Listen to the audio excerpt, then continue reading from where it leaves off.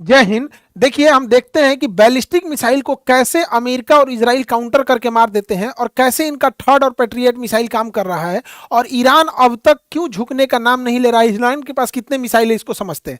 देखिए, ये जो रडार आते हैं सब, ये बहुत महंगे रडार होते हैं सब। ये बैलिस्टिक मिसाइल को 5,000 किलोमीटर दूर से ही पकड़ लेते हैं सब। किसी का दाम है 800 करोड़, किसी का 8,000 करोड़, 5,000 करोड़, बहुत महंगे आते हैं सब। ये एक जगह खड़ा करेंगे और ये अलग अलग, मतलब 5,000 किलोमीटर पे आपको बता देगा, 3,500 किलोमीटर पे मिसाइल को रेडी कर देगा, 2,000 किलोमीटर पे वार्निंग दे देगा, 100 किलोमीटर के आसपास इधर रहेगा, मार के मिसाइल मार के गिरा देगा, रास्ते में ही गिरा देगा। तो ये रडार बहुत काम करते हैं सब। और ये रडार कैसे काम करेगा? एक रडार रहेगा, इसके पास कंट्रोल यूनिट रहेगा, ये देखेगा, ये बताएगा कि मेरा जहाज है कि दुश्मन का जहाज है, या मिसाइल आ रही है तो खेत में गिरेगी कि बिल्डिंग पे गिरेगी। अगर खेत में गिरने वाली होगी उसका प्रोजेक्टाइल देख के तो छोड़ देगा। और उसके बाद ये मिसाइल यूनिट को ऑर्डर देगा, मिसाइल यूनिट को ऑर्डर देगा। ईरान ने ना आंखिए फोड़ दिया, इन लोग का रडारे मार के फोड़ दिया। देखिए, इस सारा रडार कोई सस्ता नहीं है। कोई 1,000 करोड़, कोई 2,000 करोड़, कोई 700 करोड़, कोई 1,200 करोड़, कोई 10,000 करोड़, मारा, धुआं धुआं कर दिया, आंखें फोड़ दिया। ये तो वही हाल हो गया कि कीड़ा मारने के लिए दवाई लाए हैं, आज दवाइये में कीड़ा पड़ गया। अजब हाल हो गया। ये रडार का काम था दुश्मन को देखना कि कोनो मिसाइल जहाज नहीं आ रहा है, एकरे मार के फोड़ दिया। एगो कान के डॉक्टर के पास थे ना, तो एक कान का डॉक्टर एक मरीज से पूछा कि क्या नाम है, तो मरीज 4 बार बोला कि अपना नाम। तो कान के डॉक्टरों को सुनाई नहीं दे रहा था। ऐसा तो ऐसा हाल है कि रडारे मार के फोड़ दिया है वहां पे। ईरान की जो बैलिस्टिक मिसाइल्स हैं, अलग अलग लेवल की बैलिस्टिक मिसाइल है। उसकी फतह बैलिस्टिक मिसाइल है, और इसका जो शाहिद ड्रोन है ये बहुत खतरनाक है। और ये बैलिस्टिक मिसाइल अब नए पार्ट को फॉलो कर रहे हैं। ये मिसाइल जब गिरने वाले हो रहे हैं टारगेट पे, तो उसे हम टर्मिनल फेज कहते हैं। टर्मिनल फेज पे ना ये अचानक से रास्ता बदल ले रहे हैं, और रास्ता बदलने के बाद उनकी स्पीड अचानक से, जो नॉर्मल स्पीड आ रही है, अचानक से तेज हो जा रही है। इससे घाटा क्या हो रहा है कि जो मिसाइलों को काउंटर करने के लिए इजराइल और अमेरिका मिसाइल मारते थे सब, तो सपोज कीजिए कि इसकी स्पीड है 1,000 किलोमीटर पर आवर, 1,000 की स्पीड से आ रहा है। अब ये भी काउंटर करने के लिए 1,200 की स्पीड से आएगा, और ये अचानक यहां पहुंचने के बाद 2,000 की स्पीड से हो रहा है। तो कंफ्यूज हो रहा है, जा अब क्या करें। यहाँ पे ये उल्टे गिर जा रहा है दूसरे के शहर पे। तो ये इजराइल बहुत, ईरान बहुत खतरनाक ढंग से मार रहा है अपनी बैलिस्टिक मिसाइलों को। बैलिस्टिक मिसाइल कैसे काम करती है? ये पहले अंतरिक्ष में जाती है, उसके बाद दुश्मन देश के ऊपर जब आने लगती है टर्मिनल फेज में, यहाँ बहुत तेज एंट्री करती है और कई भाग में बढ़ जाती है। यहाँ पर ईरान के पास ऐसे बैलिस्टिक मिसाइलों का जखीरा है। ये पूरा अंडरग्राउंड रखे हुए है अपने बैलिस्टिक मिसाइलों को। अब इन बैलिस्टिक मिसाइल में ईंधन कैसे पड़ेगा? तो जो ईंधन है वो सॉलिड ईंधन है, तो जिसमें बारूद रहता है, सॉलिड इंजन। इसको भरने के लिए कोई झमेला नहीं, रखा हुआ है, रेडी टू मूव है। सबसे तेजी से हमला करता है सॉलिड इंजन। जो ईंधन भरा होता है उसको रेडी करने के लिए झमेला नहीं, जैसे दिवाली का रॉकेट वैसे उड़ा देना होता है। और इसको ये क्या किया, अंडरग्राउंड जमीन के नीचे रखा है। अचानक ऊपर से जमीन खुलती है, मार के वो बंद हो जाता है, पता ही नहीं चलता है कहां है। तो दिन के समय वो सॉलिड फ्यूल वाले रॉकेट से मारता है, क्यों? और इस सॉलिड फ्यूल वाले से मारता है। रात के समय वो लिक्विड फ्यूल का यूज करता है। लिक्विड फ्यूल में क्या है ना कि पहले उसमें फ्यूल भरना होता है, फिर उसमें ऑक्सीडाइजर भरना होता है, तो इसमें 2-3 घंटे का टाइम लग जाता है, और उसके बाद उसको मारते हैं। अब इसमें एक समस्या क्या है कि जब हम इसे किसी मोबाइल लॉन्चर से या किसी ट्रक से ले जाके और जगह पे मारेंगे ना, तो इसराइल के पास और अमेरिका के पास एयर सुपीरियरिटी है। वो उसके ड्रोन वगैरह पूरी ईरान के ऊपर घूम रहे हैं, तो ये मार के गिरा देते हैं। इसी बचने के लिए अगर उसने लिक्विड का यूज कर रहा है तो रात में मार रहा है, और दिन में वो सॉलिड फ्यूल से मार रहा है। भयानक लेवल का ले जा रहा है। और इजराइल और अमेरिका के स्टॉक पाइल्स अभी कम हो रहे हैं, लेकिन ईरान के पास पूरा जखीरा भरा है, चाहे वो ड्रोन हो या उसके पास मिसाइल हो। बैलिस्टिक मिसाइल का पूरा जखीरा भरा है, और प्रतिदिन वो 500 ऐसे ड्रोन और मिसाइल बना रहा है पर डे के हिसाब से। ये सबसे बड़ा खतरनाक बात है। और ईरान के पास सबसे जबरदस्त जो है वो क्लस्टर मिसाइल आ गया है। क्लस्टर मिसाइल क्या होता है? वो सिंगल मिसाइल होता है, लेकिन उसके अंदर छोटे छोटे बम भरे होते हैं। जब ये जाता है क्लस्टर मिसाइल दुश्मन की टेरिटरी में पहुंचता है, तो इसका आउटर केसिंग खुल जाता है और छोटे छोटे भाग में बहुत ज्यादा बढ़ जाता है। अब ये तुरंत भी फट सकते हैं, 2 दिन बाद भी फट सकते हैं, 2 साल बाद भी फट सकते हैं। ये बहुत खतरनाक होता है। अमेरिका और इजराइल की यही कमजोरी है। हम 1 साल पहले भी बोले थे क्लस्टर बम इनकी कमजोरी है, लेकिन इन पर उन्होंने बैन लगा रखा है। लेकिन यह टेक्नोलॉजी रूस और चाइना से लेके ईरान इनके ऊपर हमला कर रहा है क्लस्टर मिसाइल से। इतना ही नहीं, जिस बिल्डिंग में अमेरिका के राजदूत रुके थे सब, जिसके उसके कमांडर रुके थे सब, किस फ्लोर पे रुके थे सब, ये भी जानकारी ईरान के पास थी। और ठीक उसी फ्लोर पे जाके हमला हुआ है और मरे हैं सब अमेरिका के कमांडर सब। ये सारी जानकारी रूस प्रोवाइड कर रहा है, क्योंकि इससे पहले ही उन लोग के अंदर ये जो कॉम्प्रिहेंसिव ट्रीटी हो चुका था। ईरान ने बहुत सारे ड्रोन दिए थे रूस को, और रूस पिछले 3 साल से इन ड्रोन से, शाही ड्रोनों के कॉपी करके खुद का ही बनाया और यूक्रेन के ऊपर मार रहा है। तो रूस को बहुत अनुभव है कि मिसाइल, इन ड्रोनों की क्या कमजोरी है, इन ड्रोन को सही इस्तेमाल कैसे किया जा सकता है। लेकिन जब दोनों में समझौता हुआ था तो ईरान ने कहा था कि हम ड्रोन जरूर देंगे आपको, बदले में आप हमें क्लस्टर और मिसाइलों की टेक्नोलॉजी के साथ में हमारे ड्रोन का जो यहाँ इस्तेमाल कर रहे हैं उसका डेटा भी दीजिएगा कि कहाँ स्पीड बढ़ाने की जरूरत है, ठंडे मौसम में काम कर रहा है कि नहीं, गर्म मौसम में काम कर रहा है। तो पिछले 3 साल से रूस जो लड़ रहा था उसका पूरा अनुभव, ड्रोन का अनुभव ईरान के पास है। अमेरिका में ट्रंप पगलाया हुआ है व्हाइट हाउस में, इसके लिए दुआ किया जा रहा है, सब दुआ मांग रहा है। ट्रंप भाई तुमने ईरान को हल्के में ले लिया, क्योंकि इनकी जो पैट्रियट मिसाइल है जो ड्रोन को मार के गिरा रही है, मिसाइल को मार के गिरा रही है, 36 करोड़ की एक मिसाइल है। और इन मिसाइलों की संख्या भी एकदम कम हो गई है, क्योंकि यही मिसाइल इन्होंने यूक्रेन को दे रखा है पिछले 3 साल से इजराइल को दे रखा है गाजा से लड़ने के लिए। थर्ड मिसाइल है, इसकी भी संख्या कम हो गई है। और दूसरा कि ये एक साल में 700 मिसाइलें बना सकते हैं ये लोग, 700। यानी सोचिए अगर इसकी संख्या कम हुई और ये युद्ध 1-2 महीना भी घिंच गया तो इनके पास तब वो क्षमता नहीं बचेगी काउंटर अटैक करने का। इसीलिए इसको दुआ मांगा जा रहा है ट्रंप को कि ट्रंप के ऊपर से नजर गुजर उतर जाए। भालू से फूंकवा ले ट्रंप, भालू से फूंकवा ले। हमारे यहाँ भालू से फूंक दिया जाता है, वैसे भी उघारे तुम घूमता है एप्स्टीन फाइल में, भालू उघारे ही फूंकता है। तो आ जाओ यहाँ पे भी उघारे फूंकवा दिया जाएगा भालू से। भालू भाई फूंक देना इसको। हालांकि भारत और रूस के पहले से अच्छे संबंध है और ईरान से भी अच्छे संबंध है। हमने भी बहुत, हमारी कंपनी ने भी शेषनाग ड्रोन बनाया है जो सही ड्रोन से काफी बेहतर है। और हमारा आकाश तीर सिस्टम ये तो बहुत बेहतर एयर डिफेंस सिस्टम है। हमने ऑपरेशन सिंदूर के टाइम देखा था कि एक भी पाकिस्तानी ड्रोन, हालांकि तुर्की ने भी पाकिस्तान को ड्रोन दिया था तो भारत ने उन सारे ड्रोनों को न्यूट्रलाइज कर दिया था। अब देखिए ईरान जो है ना दिन प्रतिदिन एडवांस होते जा रहा है। ये दुनिया का सबसे एडवांस ड्रोन माना जाता है MQ-9 रीपर। ये MQ-9 रीपर जो ड्रोन है दुनिया का सबसे एडवांस ड्रोन माना जाता है। ये घंटों उड़ान बढ़ता है, सर्वेलांस करता है, मिसाइल मार देता है। यहाँ पे ईरान ने इन ड्रोनों को भी मार दिया है। मारने के अलावा बाकायदा राडार फोटो भी रिलीज किया है कि देखिए हमने कैसे मार के गिराए हैं। और इसके बाद इसकी टेक्नोलॉजी ईरान अब दे देगा, या तो खुद बनाएगा या फिर रसिया और चाइना को भेज देगा यहाँ पे। और इतना ज्यादा उसी से कॉपी करके ईरान का भी ये हमलावर ड्रोन है। यही हमलावर ड्रोन जो है ये अमेरिकी की नौसेना पे हमला करने के लिए रेडी है। यही कारण है इन्हीं ड्रोनों के बचने के लिए अमेरिकी नौसेना का अब्राहम लिंकन वायुयान जो युद्धपोत है वो ईरान से 300 किलोमीटर दूर खड़ा है और इसने अटैक करने की भी कोशिश भी किया था, हालांकि सफल नहीं हो पाया।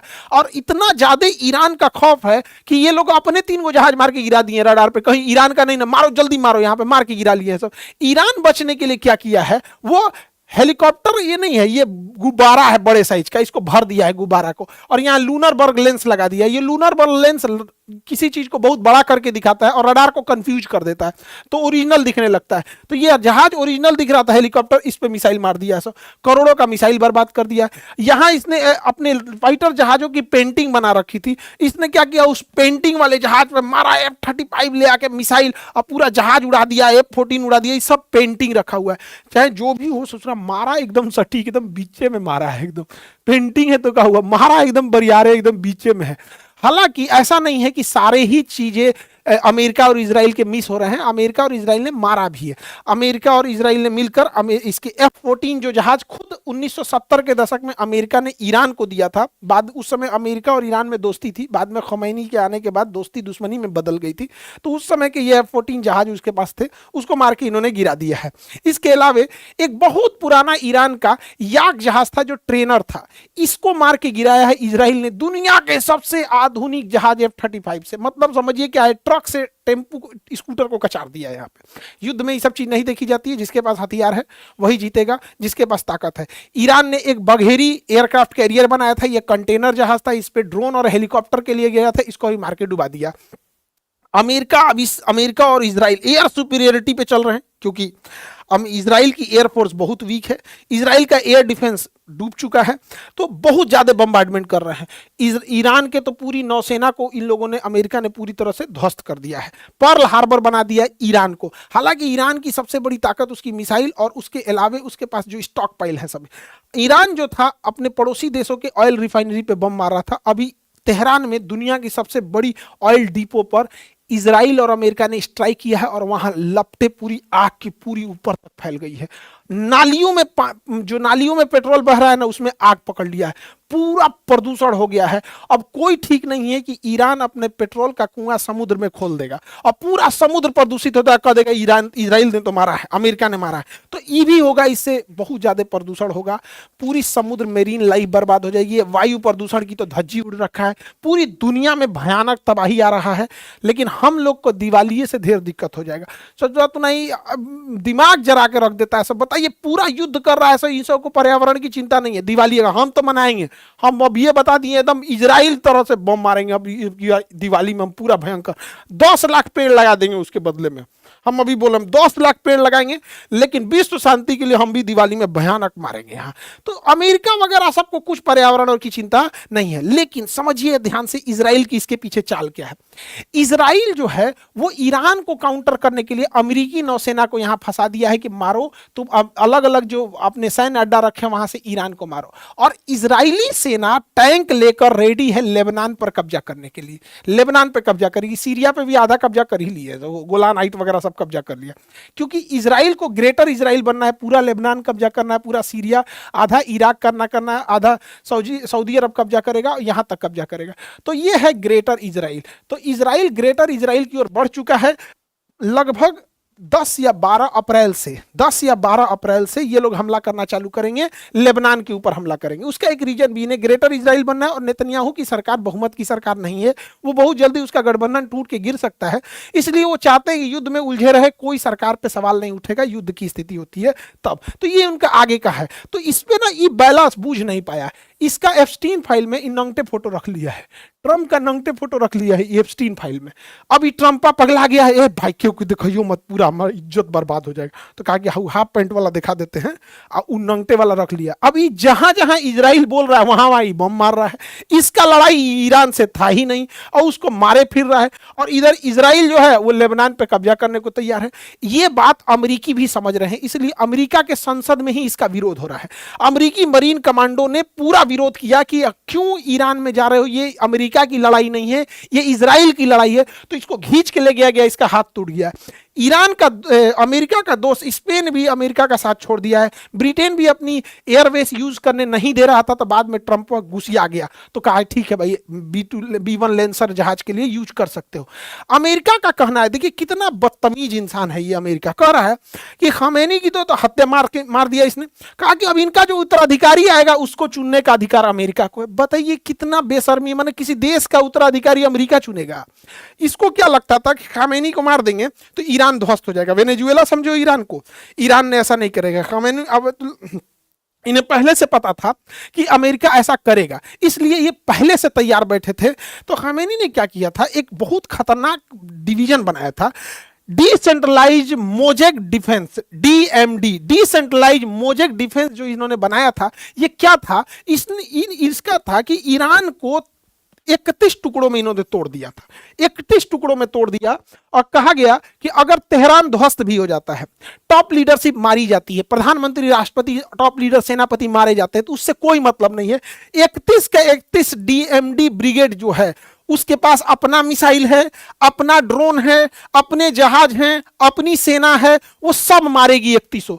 इसलिए ईरान की टॉप लीडरशिप ढह चुकी है। लेकिन जो 31 के 31 जो डिसेंट्रलाइज मोजेक डिफेंस थी, DMD थी, वो अंधाधुन मार रही है। जिसको कुवैत मिल रहा है यहां से कुवैत को मार रहा है, जिसको UAE मिल रहा है वो UAE मार रहा है, कतर मार रहा है, बहरेन मार रहा है, इरिया, तुर्कमेनिस्तान, जहां मन, अजरबैजान, जहां मन वहां मार रहा है सब।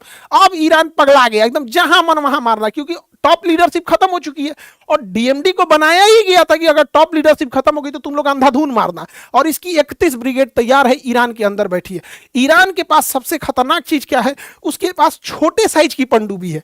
ये बहुत बड़ी पनडुब्बी नहीं है, इसमें 10-15 आदमी ही अट पाते, बहुत छोटी पनडुब्बी है। लेकिन जो हार्मुज जल संधि है वहां का उथला पानी है, वहां बड़ी जहाजें नहीं आ सकती हैं और ना ही बड़ी पनडुब्बी आ पाएगी, क्योंकि चट्टान है। ये चट्टानों के पीछे छुप जाएंगे सब, और ये जब अमेरिकी नौसेना पास आएगी तो उसे मारेंगे सब। इसके अलावा ईरान के पास एक मच्छर ब्रिगेड है। अभी मच्छर ब्रिगेड क्या है, तो छोटे छोटे लेकिन बहुत तेज गति से चलने वाले इसके पास 15,000 से ज्यादा जहाजें हैं, पानी वाली जहाजें, बहुत छोटी है। इसका आकार जो है वो एक बस के आकार का है और उतने ही लंबाई में है, ट्रैक्टर बराबर होगी यहाँ पे। लेकिन इतनी तेज स्पीड है, इतनी तेज स्पीड है कि इसको मारना बड़ा मुश्किल हो जाता है। और वैसे भी पानी समुद्र में निशाना लगाना बड़ा मुश्किल होता है कि समुद्र ऊपर नीचे हो रहा होता है और जिसपे आपकी जहाज है वो भी डिसबैलेंस हो रही होती है। तो इनका क्या है कि ये लोग उसको एज एक साथ 200-400 छोड़ देंगे और उसपे से ये मिसाइल छोड़ देंगे। अब दुश्मन का जहाज कंफ्यूज हो जाएगा कि भैया इन मिसाइलों को मारे कि इन जहाज को मारे। ये मिसाइल भी गति कर रहा है, जहाज भी मूवमेंट कर रहा है, समुद्र भी मूवमेंट कर रहा है, तो कंफ्यूजन हो जाएगा। कोई ना कोई उस जहाज पे जाके लग जाएगा, अगर नहीं लगा तो ये कामाकाजी होंगे, ले जाके अपने आप को उसमें लड़ा देंगे और ये खत्म हो जाएगा। यही वजह है कि अभी तक न इजराइल न अमेरिका की नेवी आगे आई है इस चीज को खत्म करने के लिए, क्योंकि इनके पास मच्छर ब्रिगेड है। ईरान को तबाह करने के लिए अमेरिका सबसे घटिया और नीच काम करने जा रहा है।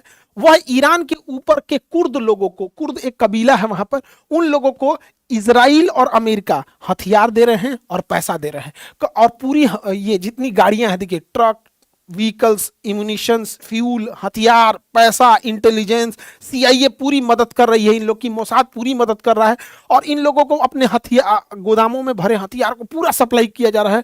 कि ऊपर कुर्द, इन कुर्द को सीरिया से लाया जा रहा है ईरान के पास, क्योंकि सीरिया में सरकार गिरा दिए हैं सब, ये सब इराक में सरकार गिरा दिए हैं सब, तो अब ये कुर्द कहाँ चले गए हैं? इराक के कोना पे। अब यहाँ से पूरे ईरान में ये फैल जाएंगे सब और पूरा आतंक मचा देंगे सब। अभी आपको नया आतंकवाद सुनने को मिलेगा, कुर्दिश टेररिस्ट। अभी बताइए, आतंकवादी गलत है सब, लेकिन आतंकवादियों के हाथ में जो बंदूक है वो बंदूक बनाने वाला अमेरिका गलत नहीं है। आतंकवादी गलत है सब, लेकिन आतंकवादियों के पास से हथियार जो अमेरिका है वो गलत नहीं। अमेरिका का हथियार कैसे चलाया आतंकवादियों के पास? तो नियम ये होना चाहिए कि यदि कोई आतंकवादी पकड़ा जाता है तो वो जिस देश का है उस देश पे भी प्रतिबंध लगना चाहिए और उसके हाथ में जो हथियार है वो जिस देश का बना है वह देश भी प्रतिबंधित होना चाहिए। देखिएगा, सबसे ज्यादा हथियार 99% हथियार अमेरिका के बने होते हैं हर एक आतंकवादियों के पास, चाहे वो भारत के नक्सलाइट हो, चाहे कश्मीर में इंसर्जेंसी हो, चाहे अजमल कसाबवा हो, चाहे ओसामा बिन लादेन हो, तालिबान हो, आईएसआईएस हो, सबको हथियार यही प्रोवाइड करते हैं। लेकिन इन लोग के ऊपर कोई उंगली नहीं उठा सकता है। सोचिए, अमेरिका जहां जा रहा है, ये जो काम कर रहा है, यहां युद्ध के बाद एक आतंकवादी पनपेंगे सब। अमेरिका ने यही तो किया था इराक में, उसने आईएसआईएस आतंकवादियों को पैसा दिया और पूरा जब हमें चला गया तो वहां से आईएसआईएस आ गए सब। रूस को मारने के लिए ओसामा बिन लादेन को ट्रेनिंग दिया, हथियार दिया, उसके बाद अलकायदा तैयार हो गई। तालिबान को किसने तैयार किया? अमेरिका ने तैयार किया। इन सारे आतंकवादियों को हथियार, पैसा, सीआईए की ट्रेनिंग सब किसने दिया था? अमेरिका ने दिया था। अब अमेरिका कुर्दिश को तैयार कर रहा है और इतना ही नहीं, स्टैंडर्ड देखिए, कुर्दिश फोर्सेज, मतलब ये आतंकवादी नहीं, अब ये फोर्स है, मतलब ये अभी सेना है। किस देश की सेना है? किसी देश की नहीं। तो ले भैया, तो हमारे देश के नक्सलाइटों कहेंगे कि फोर्स है भैया, हम भी सन, मतलब इनको सेना। जब ये ईरान पे खत्म कर देंगे तो ये भारत के लिए खतरा बनेंगे सब। अभी ये आतंकवादी, क्योंकि अमेरिका दूर है, वहां जाना मुश्किल है, हम लोग के लिए खतरा बनेगा। वर्ल्ड ऑर्डर शिफ्ट हो रहा है। देखिए, 11 मार्च से ईरान क्या करेगा, जितने मिडिल ईस्ट के देश हैं उनके पास पीने का पानी नहीं है तो उनके पास डीसैलिनेशन प्लांट है। इन डीसैलिनेशन प्लांट के ऊपर ये अपने ड्रोन से हमला करके इसे तबाह करेगा। और अगर यहां पे आतंकवाद जैसी घटना पनपी या फिर मानवता लांघने का काम ईरान ने किया तो इन ड्रोनों के अंदर कुछ नहीं करना, इसे केवल पारा भर देना है। पारा यानी मरकरी, ये सब हम लोग देखे होंगे थर्मामीटर में होता है, बुखार नापने वाले थर्मामीटर में पारा होता है। अगर ये पारा पानी में मिल गया तो पानी जैसे हम पिएंगे या वो पानी खेत में जाएगा, पेड़ पौधे उसे सोखेंगे, उससे सब्जी या फल बनेगा, उसे जैसे हम खाएंगे तो वो पारा हमारे ब्लड के थ्रू ब्रेन में चला जाएगा और हमें एक बीमारी हो जाएगी, मिनीमाता बीमारी। जापान में गलती से पारा के रिसाव से बहुत भयानक फैला हुआ था और पूरे शरीर में लकवा मार देता, हिलता ही नहीं, पैरालाइसिस हो जाता है पूरा शरीर, दिमाग काम नहीं करेगा यहाँ पे। तो जो इसने डीसैलिनेशन प्लांट मारा है उसमें पारा भर के मारेगा तो बचा हुआ मान के चलिए इधर का डीसैलिनेशन प्लांट उड़ गया तो यहां का पानी सप्लाई बंद होगा, यहां का तो चालू होगा, लेकिन तो पारा मार देगा तो यहां का पिया नहीं बनेगा। तो जो डायरेक्ट गया वो गया, इनडायरेक्ट गया वो भी गया। तो ये बहुत भयानक मारने वाले हैं सब यहाँ पे और ये लगभग मारना चालू करेगा 11 मार्च से। जितने भी लोग, इनके पास पानी नहीं है, ना कुवैत के पास है, ना अरब के पास है, ना Bahrain, Qatar, UAE, Oman, Iraq, किसी के पास पानी नहीं, मार को तबाह कर देगा।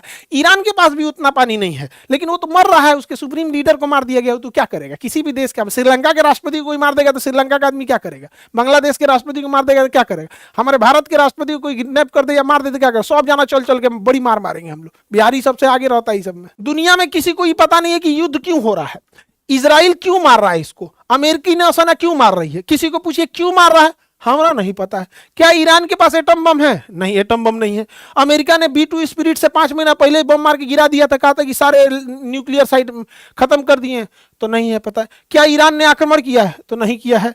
क्या किसी तरह का एग्रेशन दिखाया है? नहीं दिखाया है। क्या कोई प्रोवोक किया युद्ध के लिए? नहीं। ये लोग क्या किया है? खुद जाके मिसाइल मारा है, खुद उस पर हमला किया है, उसके ऊपर 14 टन का बम गिरा दिया है, सैंक्शन लगा दिया है, प्रतिबंध लगा दिया, उसका तेल बिकने नहीं दे रहे हैं, उसका नोट चलने नहीं दे रहे हैं, उसकी करेंसी बर्बाद कर दी है। वहां महंगाई इतनी भयानक हो गई है, फिर भी वहां की जनता अभी उतना विद्रोह नहीं की है जितना ये लोग चाह रहे थे। किसी को नहीं पता चल रहा है। यही रीजन है कि खुद इसका अमेरिका का विरोध हो रहा है। रूस ने विरोध किया, खैर रूस और चाइना तो नेचुरल दुश्मन है, लेकिन स्पेन अमेरिका का साथी होते भी विरोध कर रहा है, अमेरिका ब्रिटेन भी विरोध कर रहा है, फ्रांस भी विरोध कर रहा है। सिक्योरिटी काउंसिल में भी जब ये मैटर गया, इवन जब 1945 में यूनाइटेड नेशन ऑर्गेनाइजेशन की गठन हुई थी, इसने कहा था कि हम तृतीय विश्व युद्ध नहीं होने देंगे, तो इसके संविधान को चार्टर्ड कहते हैं। तो इसके संविधान अर्थात चार्टर्ड 2 में लिखा गया है कि कोई देश किसी दूसरे देश की संप्रभुता में हलल मतलब कोई किसी प्रकार का खलल नहीं करेगा, दूसरे देश की संप्रभुता या जमीन नहीं कब्जा करेगा, दूसरे देश पे हमला नहीं करेगा। लेकिन खुलेआम चल रहा है, नियम कानून गरीब देशों के लिए होता है। अमेरिका और वेस्टर्न कंट्री का कहना है कि ईरान अपने यहाँ महिलाओं पर अत्याचार करता है। मतलब वही वेस्टर्न कंट्री जो महिलाओं को नंगे घुमाते हैं सब, वही वेस्टर्न कंट्री जो F3 फाइल में छोटी छोटी बच्चियों का रेप करते हैं, काट के खा जाते हैं सब। हमारे यहाँ हमें मीडिया, बाप रे बाप, भारत के लिए सबसे बड़ा खतरा, गृह युद्ध कराएंगे सब मीडिया, सब न्यूज चैनल पे बैठी 20 कन्याओं को कुछ नहीं दिखता है, तबाह कर देंगे सब पूरे घर द्वार को यहाँ पे। इसके हिसाब से, न्यूज चैनल के लोगों के हिसाब से खोमैनी खराब है क्योंकि इन्होंने बहुत अत्याचार किया है। लेकिन ट्रंप के खिलाफ एक बात नहीं निकलेगा इनसे। खोमैनी खराब है, लेकिन भैया ये ट्रंपवा उघारे नाच रहा है, ये करो तो बोलो, तुमको कोई मतलब नहीं है अपने देश के लिए डिक्टेटरशिप क्या किया, उससे मतलब हम लोग को नहीं है। इसका कहना है, देखिए डबल स्टैंडर्ड, इसका कहना है कि खोमैनी ने हिजाब करला दिया, ते बबनी इहो हिजाब लगैलिए सऊदी अरब वाला, इन्हों पे बोलो, इनका पे ना बोलेगा, बोलने का मतलब समझ रहे हैं ना, सेम चीज है। अगर हिजाब पे आपको बोलना ही है तो ईरान के साथ साथ सऊदी अरब को भी लेंगे। सऊदी अरब से तो तेल मिल रहा है, जब तेल बंद होगा, रिश्ते टूटेंगे, तब हमारे अंदर का ज्ञान निकलेगा। इसको ये सबसे दिक्कत है, लेकिन उघारे घूमने से कोई दिक्कत नहीं है। मतलब ये है आजाद मॉडर्न। किसी भी देश का इंटरनल मैटर में वहां समझो भाई, ये सऊदी अरब है, अपने यहाँ हिजाब करेगा नहीं करेगा, हमसे क्या मतलब है। सऊदी अरब में अभी ये कुछ दिन पहले गाड़ी चलाने का लाइसेंस दिया। हमारे देश में आपकी मर्जी आप कर सकते हैं, आपकी मर्जी आप नहीं कर सकते। लेकिन अभी देश के समय सबसे बड़ी समस्या क्या है, न्यूज चैनल की 20 कन्याओं, नेशनल पॉलिसी और मीडिया का नैरेटिव दोनों अलग होते जा रहा है। ये किसी भी देश के लिए सबसे घातक होता है। हमारी नेशनल पॉलिसी, अरे भैया सरकार से बोलो ना कि गरिया दे ईरान को, हम लोग भी गरियाने लगेंगे। नेशनल पॉलिसी कहीं और जारी है और पब्लिक का नैरेटिव ही सब कुछ और बैठा रहे। यही होता है किसी भी फेल्ड कंट्री में। क्या होता है, बांग्लादेश में क्या हुआ, नेशनल पॉलिसी कुछ और थी, मीडिया का नैरेटिव कुछ और था। श्रीलंका में क्या हुआ, नेशनल पॉलिसी कुछ और थी, नैरेटिव कुछ और था। पाकिस्तान क्यों फेल्ड हुआ, नेशनल पॉलिटिक्स कुछ और है, संविधान कुछ और कहता, पब्लिक कुछ और करी। तो इन लोगों से थोड़ा बच के रहने की जरूरत है, वरना ये लोग भी भारत को चौपट कर देगा। हमारी नेशनल पॉलिसी है, हमारा सरकार जिसके खिलाफ है हम खिलाफ रहेंगे, तुर्की के खिलाफ है तुर्की के खिलाफ रहेंगे, चाइना के खिलाफ है खिलाफ रहेंगे हम यहाँ पे। लेकिन मीडिया में बैठी 20 कन्याओं को पता नहीं किसने अधिकार दे दिया कि ये लोग आके न नॉलेज न कुछ, अब बकैती चालू कर देते हैं। ईरान, अमेरिका और इजराइल की लड़ाई में भारत की नौसेना के ऊपर एक तरह का बड़ा धर्म संकट हो गया, क्योंकि भारतीय नौसेना ने मिलान एक्सरसाइज में और ईरान को बुलाया था, और हमारी ईस्टर्न नेवल कमांड ने ट्वीट किया था ईरान के बारे में, बड़ा अच्छा बात किया था। ब्रिगेड ऑफ फ्रेंडशिप वगैरह, इंडियन नेवी को यहाँ शामिल किया गया था, इस सब के लिए यहाँ पर। लेकिन जब युद्ध समाप्त हुआ, ये युद्धाभ्यास समाप्त हो गया, तो ये विशाखापट्टनम से लौट रही थी जहाज ईरान के लिए, तब तक रास्ते में युद्ध हो गया। ये शिप जब जैसे इंडियन ओशियन को पार, बंगाल की खाड़ी को पार करती है और श्रीलंका के बाहर रहती है, तब इसे यहाँ रुक कर श्रीलंका से अंदर आने की अनुमति मांगती है डॉक करने के लिए। तब तक यहीं पर एक अमेरिकी पनडुब्बी ने, अमेरिकी पनडुब्बिनी से मार के डुबा दिया। अमेरिका का कहना ये जाके हमला करता हमारे ऊपर, इसके पे कोई हथियार नहीं है। नियम होता है कि कोई भी युद्ध अभ्यास के लिए आया तो उस पर हथियार नहीं होगा, तो हथियार नहीं हो गया, यहाँ डुबा गया। ये भारत को ह्यूमिलिएट करने के लिए कि आपके तट के पास हमने डुबाया है, और भारतीय नौसेना के पास इसका डिस्ट्रेस सिग्नल पहुंचा गया। तो भारतीय नौसेना से पहले श्रीलंका की नौसेना पहुंची जब देना जहाज डूबा था। तो ये भारत को अमेरिका हमेशा ह्यूमिलिएट करता है, हमेशा कुछ ना कुछ बोलता है। क्यों, समझिए ध्यान से। क्योंकि 2016 में मोदी जी कहे थे कि हमारा प्रायोरिटी है हिंद महासागर, सोमालिया में भी अगर कुछ घुसपैठ होगा तो हम जाके बचाएंगे, हमारी प्रायोरिटी है हिंद महासागर। जयशंकर साहब कहते हैं दुनिया का एकमात्र महासागर हिंद महासागर जो किसी देश के ऊपर है, हिंद महासागर है। हम लोग ये कहते हैं कि हम लोग गार्डियन ऑफ द सी है, ये पूरा हिंद महासागर के हम गार्डियन है, पूरा हिंद महासागर। तो भैया तो इसी के अंदर ये आता है। यहाँ पर श्रीलंका ने कहा कि हम लोग ह्यूमैनिटी के साथ हैं यहाँ पर, और श्रीलंका ने इसे बचाया था, वहां के लोगों को डिस्ट्रेस सिग्नल जब आया था, हमारा नहीं। अब आप सोचिए कि हिंद महासागर में अगर कोई जहाज डूब रहा है तो रेड क्रॉस और इंटरनेशनल रूल है कि अगर कोई जहाज युद्ध में डूब रहा है या कोई सैनिक घायल है तो उसे कोई भी देश बचाएगा। तो अब बताइए हिंद महासागर में श्रीलंका पहले पहुंच रहा है हम लोग से। अच्छा, अगर श्रीलंका है तो हमने ही तो बोला है कि ये गार्डियन ऑफ द सी हम लोग हैं, ये प्रभाव दिखाता है। हमें नहीं मतलब है कि उसके बचाने से होगा या कुछ होगा।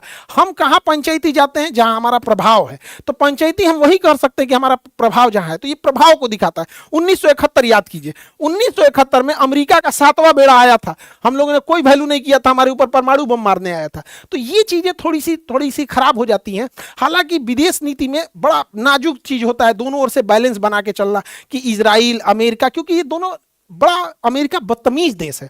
आप अगर मानवता के नाम पे हम बचाने जाएंगे ससुरा पाकिस्तान को हथियार देगा, तो हम लोग बड़ा नाजुक दौर पे चल रहे हैं। लेकिन हम क्या सोचते हैं, इससे ज्यादा इंटरनेशनल रिलेशन में मायने रखता है बाकी देश हमारे बारे में क्या सोच रहे हैं। जैसे हम छोटा सा बात बताते हैं कि खालिदा जिया बांग्लादेश में इनकी मृत्यु हो गई, स्वाभाविक मौत से मरी, कोई ने मारा नहीं।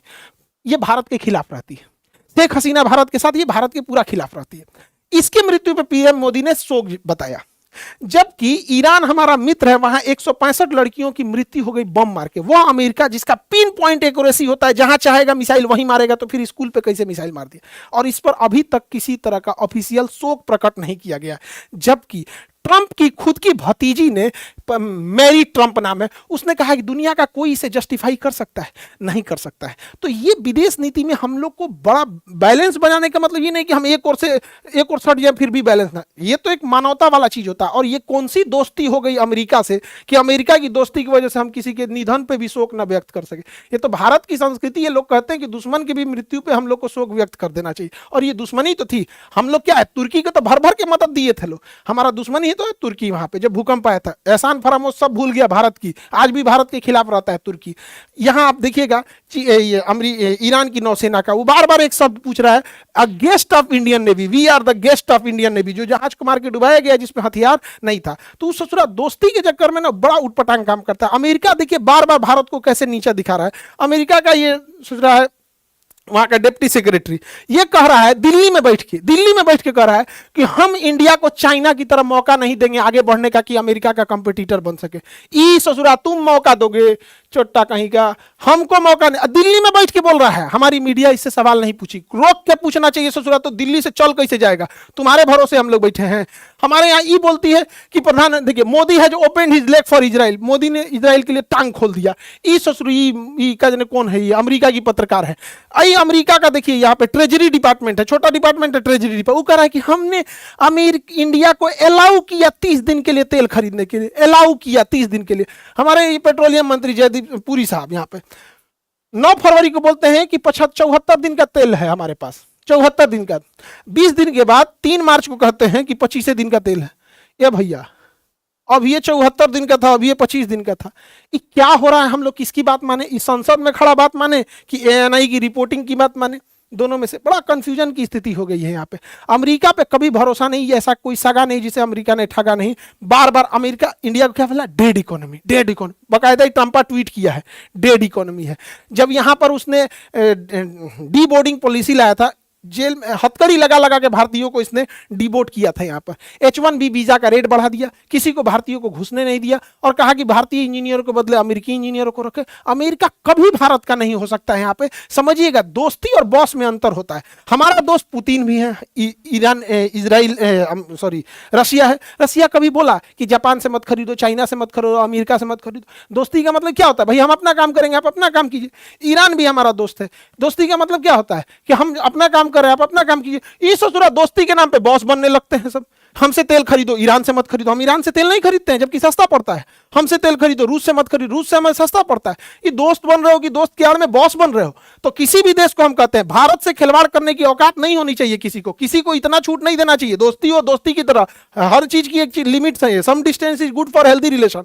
तो कुछ डिस्टेंस मेंटेन करने की जरूरत है। भारत को एकदम में पहले समझ गया और भारत को अपने आत्मनिर्भर होने की जरूरत है। नहीं तो ये दोस्ती की आड़ में बॉस वाला काम करने लगेंगे सब, जिस वजह से दिक्कत है। कहीं ना कहीं हमें तो ऐसा लगता है कि सरकार अपने जगह पे ठीक काम कर रही है, लेकिन हर सरकार के लिए कुछ अधिकारी काम करते हैं, ब्यूरोक्रेट्स बोलते हैं, डिप्लोमेट्स एंड ब्यूरोक्रेट्स।